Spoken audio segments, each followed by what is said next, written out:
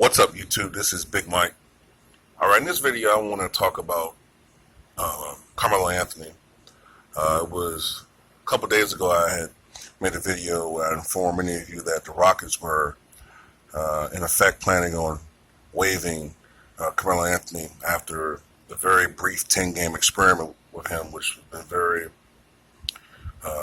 atrocious, to say the least.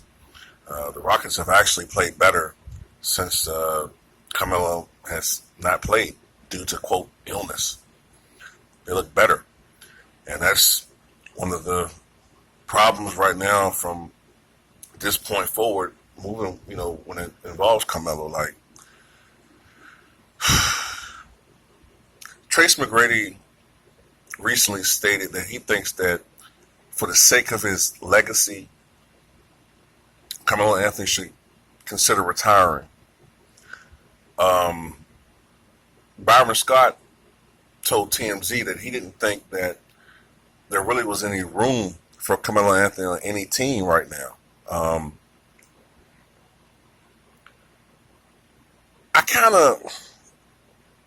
think Carmelo should do what was best for Carmelo, all right? He's only 34 years old. You would think that there would be something left in the tank. But I really don't know if there's any opportunities for a guy like him. Carmelo is a guy who was once seen as a top-tier player, or if not exactly top-tier, right below that upper echelon. Like, you had Kobe, LeBron, Wade, those are the top guys. Duncan, Shaq. But I'm talking past post 2003, so Shaq was on the decline as that period. Then you would have the next level where Carmelo was. Even though Steve Nash is a two-time MVP, we all can agree that he's now on the same level as the guys I just mentioned. But then you have the Carmelos and the Steve Nashes, the Amari Stoudemires, and that level of players. But for him to fall from that level to where he is now, like a guy that's struggling to get a job working, playing for an organization. And really, the way that the NBA is now, the style of play that most teams have just don't fit his game. Most teams are up-tempo now. If Anthony was a knockdown three-point shooter and wasn't as demanding, as far as holding the ball and having, such high ball usage,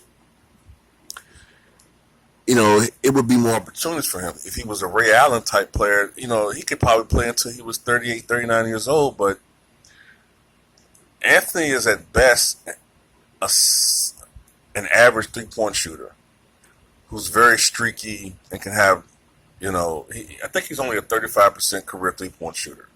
He's had seasons where he shot as good as 42%. Then he's had some seasons where he's been in the 20s as far as three-point shooting. So he's inconsistent. His game is more his game is more suited for the 80s and 90s style of basketball, half court, long twos, mid-range. He's great at that, but this league eschews mid-range shooting. It's more about three-point shooting, scoring in the paint, layups, dunks, fast break opportunities, younger players, young legs, and he doesn't fit that mold. Like, even with the Sixers,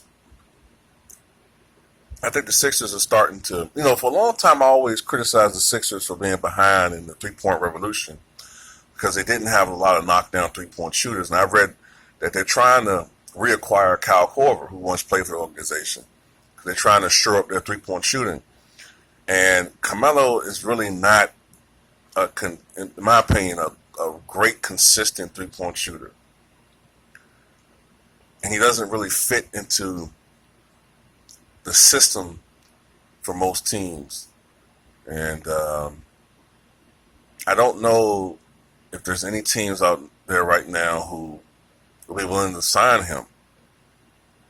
And not only are you getting a player with diminished skills, you're still getting a guy with the same prima donna attitude. Now, you could tolerate that when you're Carmelo and you're putting up 27, 28, 29 points a game and putting asses in the seat with the Knicks when they really want a good team. But do you really need all the distraction now? So, if Carmelo maybe should consider his options, man. I don't know about whether he should retire. I think what's driving him right now is the fact that he's very aware that we all look at him as a loser, who doesn't fit into the current, you know, NBA. We look at him as a guy who doesn't improve his teammates, can't win. It kind of reminds me of a quote attributed to Calvin Coolidge. Calvin Coolidge was a throwback in the 20s when he was president. He was of a different era where, it was a conservative era in government. And by the 1932 election, you had FDR and Hoover, and the philosophy toward government was changing, where people were thinking that government should be more activist and government should play a larger role in people's lives. And we all know that after the election, FDR had a New Deal and all those things and all those wonderful programs we have now with Medicaid. Not Medicaid, that came later with Johnson, but Social Security and what have you. But Calvin Coolidge once noted that he was looking at these two candidates, Hoover and Roosevelt. He said, "I no longer feel I am fit for these times." He said, "I no longer feel like I fit in with these times." And shortly thereafter, he died.